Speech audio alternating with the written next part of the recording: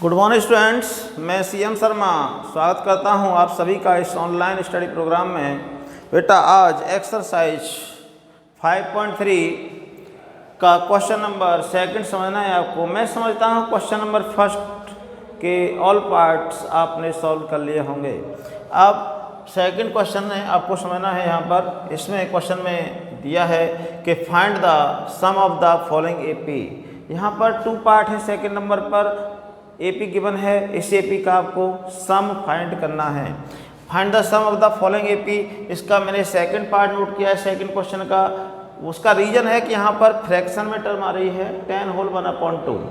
जब नंबर सीधे होते हैं, इंटीगर में होते हैं तो आप सॉल्व कर लेते हैं। जब मिक्स फ्रैक्शन में आ जाते हैं या रेशनल नंबर मतलब P/Q की फॉर्म में होते हैं तब आप डर जाते हैं नंबरों से। इसलिए हमने वही क्वेश्चन लिया है जिससे आपको डर लगता है, फ्रैक्शन से आपको डर लगता है, इसलिए मैंने वही क्वेश्चन लिया बेटा। तो आप देखेंगे इसको किस तरह से सॉल्व करेंगे। सबसे पहले हम सॉल्यूशन नोट करेंगे यहाँ पर सॉल्यूशन, और जो एपी गिवन है इसको नोट कर लेंगे। 7 + 10 होल 1/2 + 14 + डॉट डॉट + 84। अब देखिए सम फाइंड करने के लिए यहाँ पर ये क्या है, इस एपी का फर्स्ट टर्म आप नोट करेंगे। फर्स्ट टर्म a = 7 और कॉमन डिफरेंस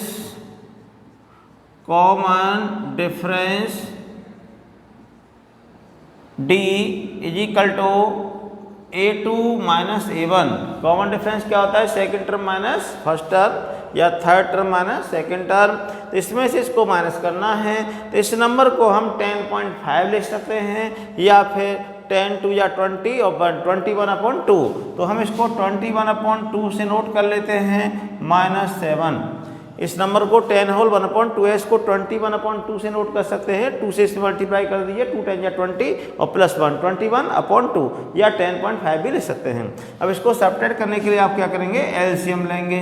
2 एलसीएम आ गया, 21 - 2 7 जा 14। ठीक है, सब्ट्रैक्ट करेंगे तो क्या आएगा 7/2, ये डी आ गया। अब ये बताइएगा ये क्या है लास्ट में 84, ये एन नहीं है। क्वेश्चन नंबर फर्स्ट में एन था, यहाँ पर ये क्या है एन है। आप एन और एन की ही मिस्टेक करते हैं, मैं बार बार वही बता रहा हूँ आपको। तो here 84 is not an, it is an. ये क्या है एन है, ये लास्ट टर्म है। ठीक है, तो हम इसको लिखेंगे लास्ट टर्म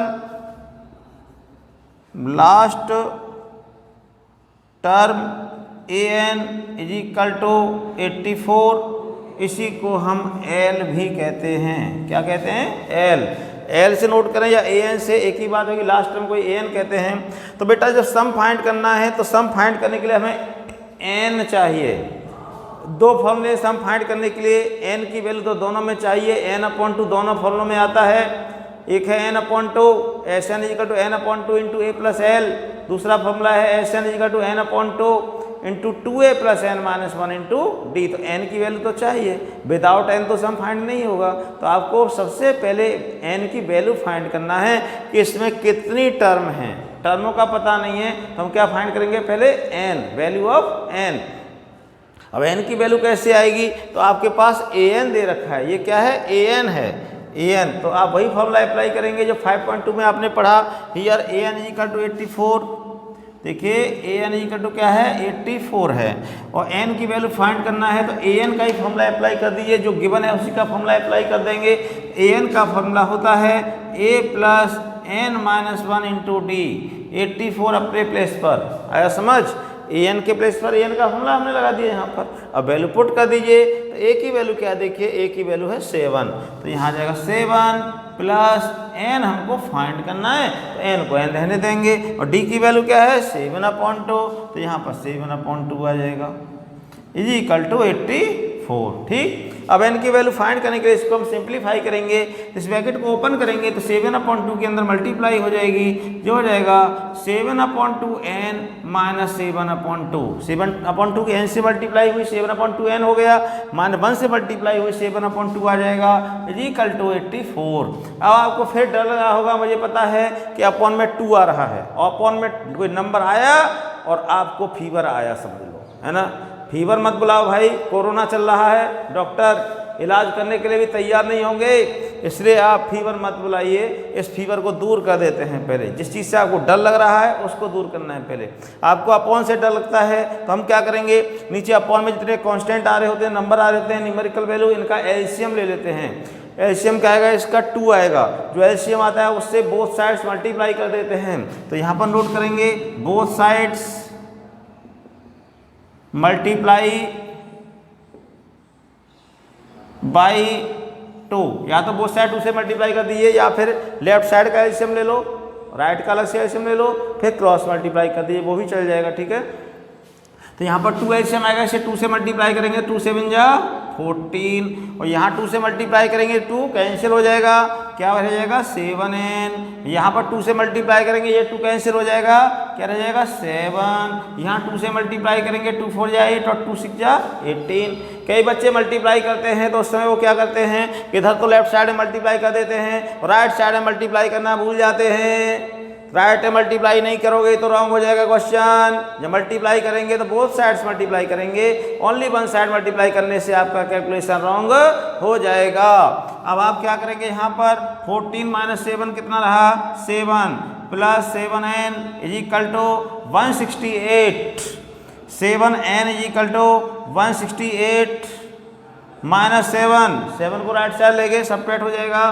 और अब इधर आएंगे हम यहाँ पर, तो 7n is equal to 161, subtract करेंगे तो 161 रह गया। n is equal to 161 upon 7, तो n इज इक्वल टू 7 2 या 14 और 7 3 या 21। तो ये n की वैल्यू बेटा 23 आ गई। इस क्वेश्चन में पहले आपको n की वैल्यू फाइंड करना होगा। आप में से अधिकतर बच्चे मोस्टली क्या करते हैं कि वो इसको n के प्लेस पर रख देते हैं, कहते हैं सम फाइंड करना है, Sn का फॉर्मूला अप्लाई किया और n के प्लेस पर 84 लगा देते हैं, तब आपका क्वेश्चन रॉन्ग हो जाएगा, कोई नंबर नहीं मिलेगा उसमें। इसलिए सावधान रहें, n और an को पहचानें। तो यहाँ पर 84 n की वैल्यू नहीं है, ये किसकी वैल्यू है an, nth टर्म है, ये लास्ट टर्म है, तो an की वैल्यू है 84। तो an इजिकल टू 84 नोट किया, an का ही फॉर्मूला अप्लाई किया, a plus n minus 1 into d is equal to 84। a और d की वैल्यू पुट कर दी, सिंप्लीफाई किया, n की वैल्यू आ गई। अब हम सम फाइंड करने के लिए Sn का फॉर्मूला अप्लाई करेंगे, सम वाला फॉर्मूला अप्लाई करेंगे। 2 फॉर्मूले आपके पास हैं सम फाइंड करने के लिए, उनमें से कोई फॉर्मूला अप्लाई कर सकते हैं। तो हम इसको रफ कर देते हैं यहाँ से और लिखते हैं sum of the given AP Sn is equal to, ठीक है, यहाँ पर नोट करते हैं सम ऑफ, यहाँ नोट कर लेते हैं now, sum of n terms of AP Sn is equal to n/2 a plus l। इसमें हम ये l वाला फॉर्मूला भी अप्लाई कर सकते हैं क्योंकि हमारे पास लास्ट टर्म है पहले से ही, है ना। और यदि आप बड़ा वाला फॉर्मूला आएंगे Sn equal to n/2 into 2a plus n minus 1 into d, तो उससे भी वही आंसर आएगा। जब हमारा काम छोटे फॉर्मूले से चल रहा है तो हम बड़ा फॉर्मूला क्यों यूज करें, है ना। तो हम इसमें वैल्यू रख देते हैं। तो here n is equal to क्या है 23, therefore we put n equal 23, S23 is equal to 23/2 into a plus l। अभी क्या है 7 प्लस l क्या है 84। देख लीजिए n की वैल्यू 23 आई थी, 23 पुट कर दी, a की वैल्यू 7 है, 7 आ जाएगी, और प्लस l कितना है 84। अब इसको करते हैं सिंप्लीफाई, तो 23/2 इंटू 91 ऐड कर दिया, तो 2 का 2 आ गया। 23 की 91 से मल्टीप्लाई कर देंगे, 23 मल्टीप्लाई 91, तो क्या आएगा देखिए, मल्टीप्लाई अलग से कर लेते हैं। 91 में 23 से 3 1 जा 3, 3 9 जा 27, 2 1 जा 2, 2 9 जा 18, 3 का 3 आ गया, 9 8 और 2 10 का 0, और ये हो गया 2093। चेक कर लीजिए एक बार, 3 7 8 9 10 का 0 1 2093, ये हो गया साहब 2093, 2093/2। अब इस 2 से इसको डिवाइड करेंगे, तो डिवाइड करने पर क्या आएगा देखिए, यहाँ पर हम इम्प्लाई लगा के नोट कर देते हैं। 2 1 जा 2, 0 आ गया, 2 4 जा 8 9, 2 6 जा 12, 1/2 आया समझ। तो 1046 होल 1/2 इसका आंसर हो गया और इसको हम आंसर नोट कर देंगे। तो इतना सम होगा इस गिवन सीक्वेंस का। ये जो सीक्वेंस दिया है, जो एपी दी है, इसका जो सम होगा ये होगा, ये इसका आंसर है। आया बेटा समझ में? सबसे पहले हमने क्या किया कि एन की वैल्यू फाइंड की। इसमें हमें एन की वैल्यू फाइंड करना है। पहले ये ए एन है लास्ट में, क्यों एन के बगैर विदाउट एन तो सम नहीं आएगा, दोनों फॉर्मूलों में एन चाहिए, इसलिए हमने एन फाइंड किया। ए एन दे रखा है, ए एन का फॉर्मूला लगा दिया, a n equal to 84, a plus n minus 1 into d equal to 84, a और डी की वैल्यू पुट कर दी, एन आ गया। उसके बाद एस एन का फॉर्मूला अप्लाई कर दिया, एन की जो वैल्यू आई वो यहाँ रख दी, ए और एल की वैल्यू पहले से हमारे पास में ए 7 और एल 84 है। सिंप्लीफाई किया, आंसर आ गया। आया समझ? इस तरह से सेकेंड नंबर का फर्स्ट पार्ट भी आपको अपने आप सॉल्व करना है। अब आगे समझेंगे इसमें नेक्स्ट क्वेश्चन। इसको रफ कर देते हैं, और रफ करना तो बेटा आप सभी को आता है ना। तो अब नेक्स्ट क्वेश्चन समझेंगे। समझ गए होंगे कि रफ किस तरह से करते हैं बोर्ड पर, है ना। अब नेक्स्ट क्वेश्चन समझिए। हम आपको हर काम सिखा देंगे, काम करने में कोई बुराई नहीं है। काम करिए, कुछ न कुछ करिए, पढ़िए, है ना, पेन चलाइए। घर पर पेरेंट्स के काम में हाथ भी बटाइए थोड़ा बहुत, है ना। जितना कर सकते हो अधिक से अधिक करने की कोशिश करें वर्क। अब नेक्स्ट क्वेश्चन है क्वेश्चन नंबर 3, क्वेश्चन नंबर 3। और थर्ड क्वेश्चन के 2 पार्ट हैं, जिनमें अब मैं फर्स्ट पार्ट ही ले रहा हूँ, दोनों ही सेम ही सॉल्व होंगे। कहता है find the number of terms, how many terms of the arithmetic progression. देखिए एक सीक्वेंस गिवन है 9, 17, 25 dot dot should be taken so that their sum is 636। यहाँ पर इसमें सम दे रखा है सीक्वेंस का S n is equal to 636। फिर समझ लिए क्वेश्चन को। क्वेश्चन है how many terms of the AP.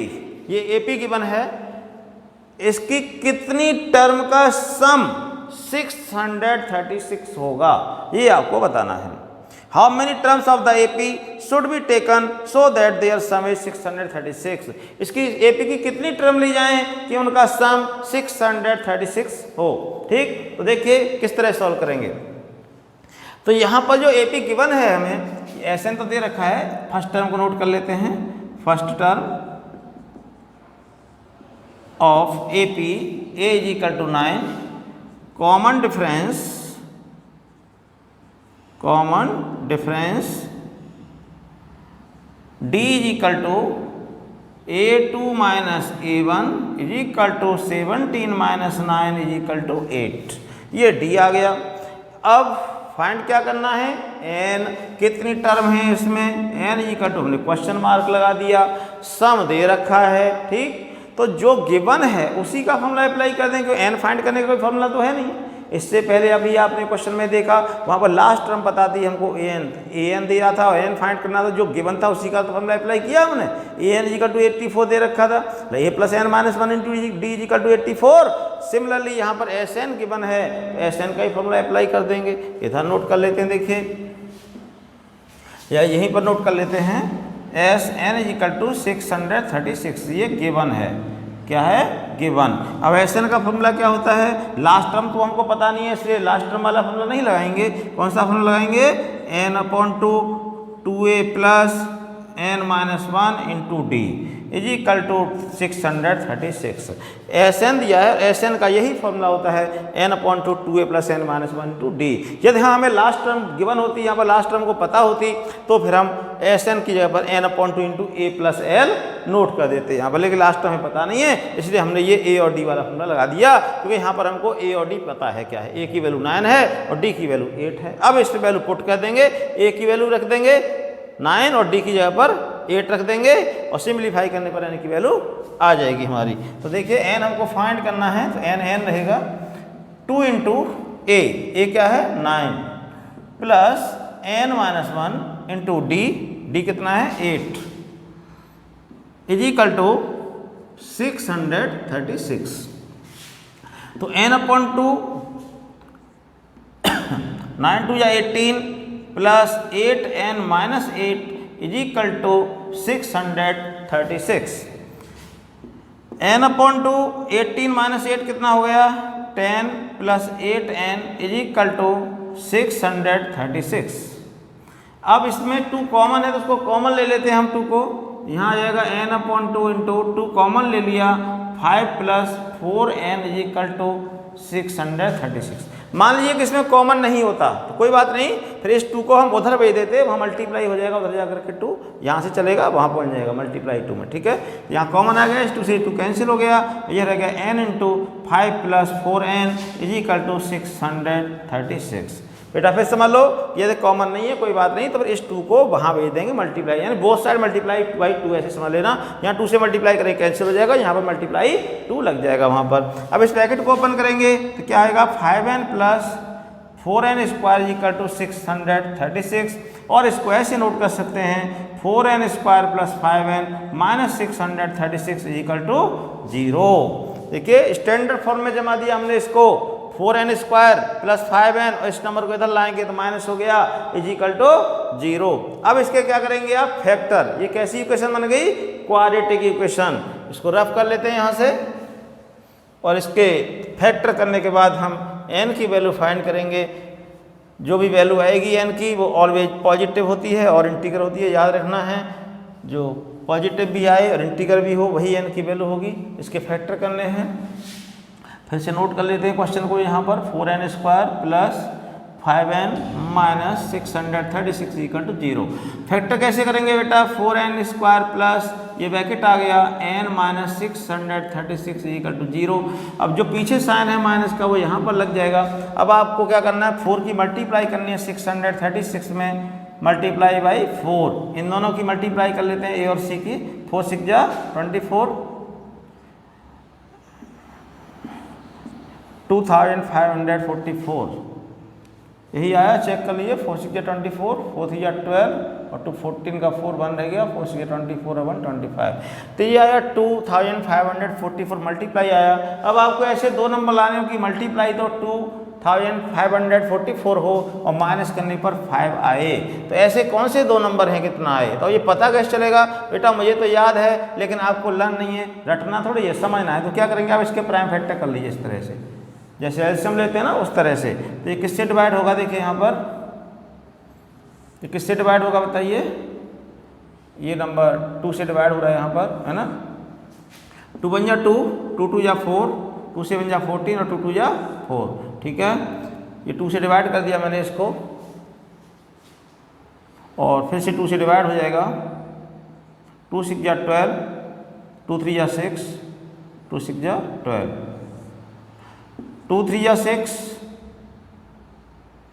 2 1 जा 2, 2 8 जा 16, 2 से डिवाइड होगा, 2 1 जा 2, 2 5 जा 10, 2 9 जा 18, 3 से 3 5 जा 15, 3 3 जा 9, और अब डिवाइड नहीं होगा। 53 के टेल में आता है, 53 1 जा। अब हम ऐसा करते हैं कि मल्टीप्लाई करते हैं, 2 2 जा 4, 2 जा 8, 2 जा 16, 3 जा 48, ये मल्टीप्लाई हो गई 48 और ये 53 है ये, ठीक है। इन दोनों को सब्ट्रैक्ट करेंगे तो 5 आएगा, और इनकी मल्टीप्लाई करेंगे 2544 आएगा। तो यहाँ 5 के प्लेस पर हम 53 माइनस 48 नोट कर देंगे। हमें ऐसे 2 नंबर चाहिए कि उनकी जो प्रोडक्ट है 2544 हो, तो इन दोनों की प्रोडक्ट इतनी ही है, और माइनस करने पर 5 आए, तो इनको सब्ट्रैक्ट करेंगे तो 5 ही आएगा। इस तरह से हम सर्च कर लेते हैं। और अब आगे बढ़ते हैं, इन जो ब्रैकेट है इसको ओपन कर देंगे, ब्रैकेट को ओपन करेंगे तो देखिए क्या आएगा, 4n square plus 53n minus 48n minus 636 equal to 0। ये पेयर बना करके कॉमन लेंगे तो यहाँ पर क्या आएगा, देखिए इम्प्लाई का साइन लगा लेते हैं, जब बीच में इक्वल होता है इम्प्लाई आता है, इसमें कॉमन क्या है n, तो क्या बचेगा 4n प्लस 53, जो कॉमन लिया n दोनों जगह n से डिवाइड कर दिए, यही आएगा यहाँ पर। इसमें क्या कॉमन है कि यहाँ पर 4 आया तो यहाँ भी 4 ही रहना है, तो 4 कब आएगा, जब 12 कॉमन आ जाए। यहाँ पर 12 कॉमन है, 12 से आप डिवाइड कीजिए, 12 4 जा 48, माइनस कॉमन आया इसलिए साइन चेंज हो जाएगा, और 12 से इसको डिवाइड करेंगे तो 12 5 जा 60 और 12 3 जा 36, ठीक है। दोनों ब्रैकेट सेम हो गए। अब इसमें से 1 ब्रैकेट कॉमन आ जाएगा और सेकंड ब्रैकेट में रह जाएगा n minus 12 is equal to 0।